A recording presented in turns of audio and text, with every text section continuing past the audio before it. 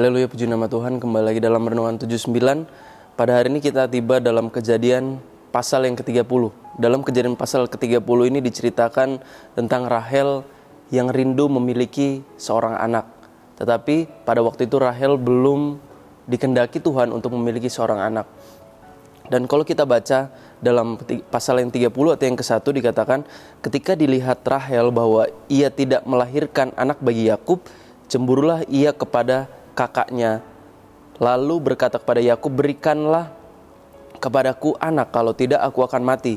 Maka bangkitlah amarah Yakub terhadap Rahel dan ia berkata, Akukah pengganti Allah yang telah menghalangi engkau mengandung?" Nah, dalam ayat ini kita bisa melihat bahwa kondisi Rahel ketika ia tidak mendapatkan apa yang ia ingini, ketika ia tidak melihat keadaan kehidupannya sesuai dengan apa yang ia ingini, apa yang ia impikan. Kalau kita melihat Rahel sedang mengalami yang namanya stres, sedang mengalami yang namanya depresi, karena dia mengatakan, "Aku akan mati." Dan mungkin sebagian dari kita sering merasakan bahwa ketika keadaan tidak seperti apa yang kita inginkan, atau impian kita tidaklah terwujudkan, apa yang kita visikan, apa yang kita inginkan dalam dunia ini tidak terwujudkan. Dan ketika segala sesuatu tidak berjalan dengan baik, kita mulai menyalahkan orang lain, seperti Rahel menyalahkan Yakub. Tetapi Yakub pun tidak dapat melakukan apa-apa. Begitu juga ketika kita menyalahkan orang lain pun tidak dapat berbuat apa-apa. Dan di situ kita mulai merasakan stres. Mungkin kita pernah juga merasakan yang namanya sedih, merasakan namanya stres. Dan tetapi satu hal yang harus diingat oleh kita, bahwa dalam ayat yang ke-22 dikatakan, "Lalu ingatlah Allah akan Rahel. Allah mendengarkan permohonannya serta membuka kandungannya. Maka mengandunglah Rahel dan melahirkan seorang anak laki-laki." Nah, jadi pada intinya adalah walaupun kita merasakan sedih, walaupun ketika kita merasakan melihat keadaan orang di sana lebih baik daripada kehidupan kita, Tuhan tidak pernah meninggalkan kita. Tuhan adalah Tuhan yang setia. Tuhan adalah Tuhan yang begitu mengasihi saudara dan saya. Dalam ayat Roma dikatakan bahwa tidak ada yang dapat memisahkan kasih Tuhan kepada kita. Artinya tidak ada keadaan, ketika kita melihat keadaan seolah-olah Tuhan tidak berada di sisi kita, Tuhan tidak bersama-sama dengan kita. Sebenarnya Tuhan memperhatikan kita dan Tuhan tidak akan pernah melupakan kita. Kalau Rahel di sini ia melihat saudara-saudaranya dapat mengandung, saudara-saudaranya subur, saudara-saudaranya diberkati, dan Rahel merasa bahwa dirinya tidak diberkati Tuhan. Rahel merasa tertinggal, Rahel merasa sendiri, Rahel merasa bahwa dunia tidak adil atau Allah meninggalkan dia. Tetapi sesungguhnya hari ini saya ingin mengatakan bahwa Allah itu setia dan Allah tidak pernah melupakan saudara dan saya. Walaupun dalam ayat Alkitab dikatakan, walaupun kita tidak setia, Tuhan tetap setia.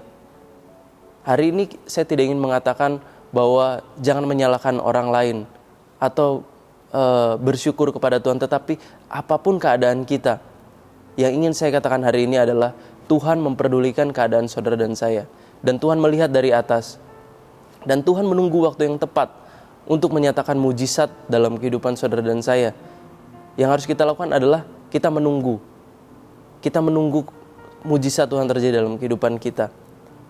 Apapun yang kita alami, kita mungkin bisa melihat ketika dalam bidang pekerjaan atau finansial keluarga kita, mungkin kenapa keluarga kita tidak sebaik dengan keluarga orang lain, atau mungkin kenapa finansial kita tidak sebaik dengan orang lain.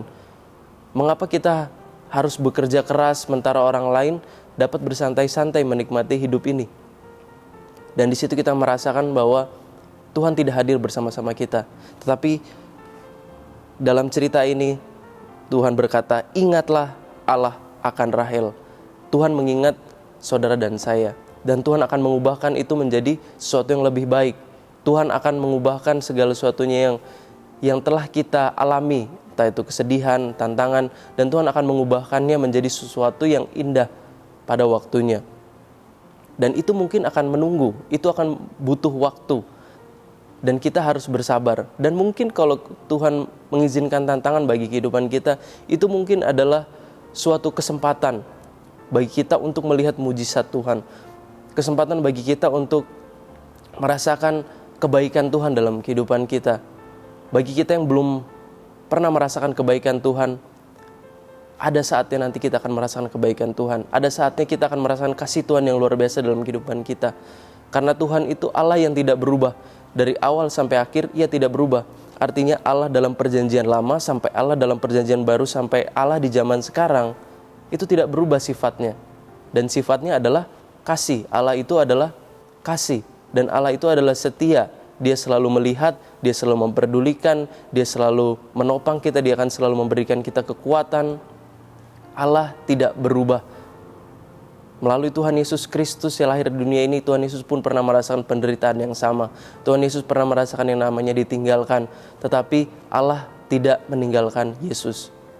Perspektif kita, pandangan kita kepada Tuhan mungkin bisa kecewa kepada Tuhan. Kita mungkin bisa menghina Tuhan, kita mungkin bisa memberontak kepada Tuhan, tetapi pandangan Tuhan kepada kita itu tidak sama. Pandangan Tuhan kepada kita itu tetap sama, yaitu dalam kasih, dan Tuhan terus mengasihi kita. Kalau kita melihat murid-murid juga pernah merasakan ditinggalkan. Daud juga pernah merasakan sendiri, Ayub pernah merasakan sendiri. Setiap tokoh-tokoh Alkitab ada masa-masanya ketika mereka merasakan yang namanya kesendirian. Mereka merasakan stres, mereka merasakan depresi. Melihat keadaan di sekitar mereka itu lebih baik daripada kehidupan mereka. Tetapi pada akhirnya, di akhir cerita selalu ada akhir yang baik, yaitu Tuhan tidak pernah melupakan. Dan di sini akhirnya ketika saudara-saudaranya itu melahirkan seorang anak-anak, akhirnya dikatakan, maka mengandunglah Rahel, dan Allah mendengarkan permohonan Rahel. Tuhan tidak hanya mendengarkan doa kita, tapi Tuhan juga akan melakukan sesuatu bagi kehidupan kita dan akan merubahnya. Apapun yang kita inginkan, apapun yang kita butuhkan, pada akhirnya nanti Tuhan akan memberikan itu kepada kita. Tuhan akan mendengarkan, artinya Tuhan akan memberikan kekuatan, Tuhan akan memberikan penyejukan bagi hati kita, Tuhan akan memberikan sukacita bagi kehidupan kita. Tapi bukan hanya itu, Tuhan juga akan memberikan sesuatu bagi kita. Dan di saat itulah kita dapat mempermuliakan Tuhan dan dapat menyatakan bahwa Tuhan itu beserta kita. Tuhan itu menyertai kita, Tuhan itu mengasihi kita. Jadi pada hari ini saya ingin mengatakan sekali lagi bahwa apapun keadaan kita, tetap percaya bahwa Tuhan itu setia. Dan Tuhan akan memberikan apa yang terbaik bagi kehidupan kita. Tetapi memang tunggu waktu. Tetapi jangan patah semangat. Apapun yang kita alami, Tuhan melihat keadaan kita dan Tuhan tidak akan melupakan kita dan meninggalkan kita. Puji nama Tuhan, kita akan berdoa. Terima kasih Tuhan, terpujilah nama-Mu, Kau adalah Tuhan yang Maha Kuasa. Kami yakin Kau adalah Tuhan yang menyertai kehidupan kami dan kami tidak akan pernah sendiri. Berikanlah kami kekuatan, kami percaya dalam nama-Mu, Tuhan Yesus Kristus. Haleluya, amin.